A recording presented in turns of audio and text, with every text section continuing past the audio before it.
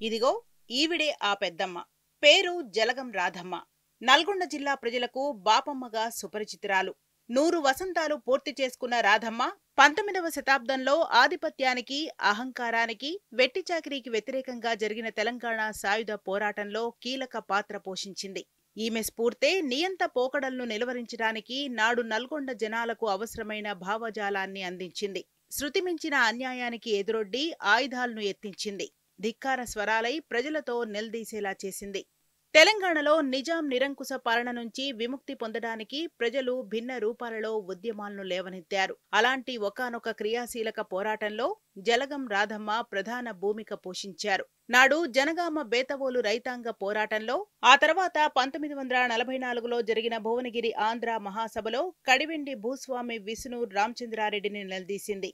జలగం రాధమ్మ స్ఫూర్తితో జిల్లా వ్యాప్తంగా వేలాది మంది ప్రజానీకం కదిలింది. మహత్తర పోరాటంగా మారిన ఆ ప్రజాశక్తిని బాపమ్మ కళ్లారా చూసింది. కష్టాలు, కన్నీళ్లు, వెట్టిచాకిరీ, దౌర్జన్యాలు, అత్యాచారాలు, అవమానాలే ఆమెను తట్టిలేపాయి.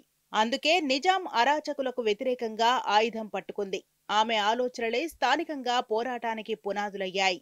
అలా నిజాం సర్కార్ను నేలమట్టమైన చరిత్రను కళ్లారా చూసింది రాధమ్మ.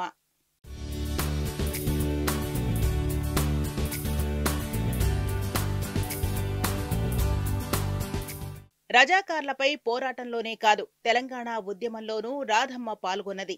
ఆ జ్ఞాపకాలను నిన్న మొన్నటిదాకా అందరితో పంచుకుంది.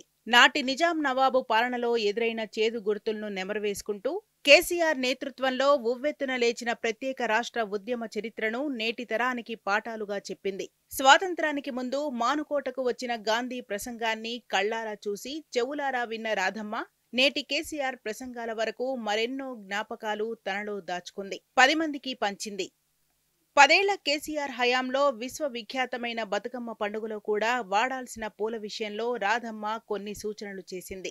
బతుకమ్మ తయారీలో ప్లాస్టిక్ పూలు వాడకుండా ప్రతి ఊర్లో బతుకమ్మ వనాలు ఏర్పాటు చేయాలని అప్పట్లో కేసీఆర్ విజ్ఞప్తి చేసి ఆయన్ను మెప్పించి చివరకు సాధించింది. కానీ ఇటీవలే విధి వక్రించింది.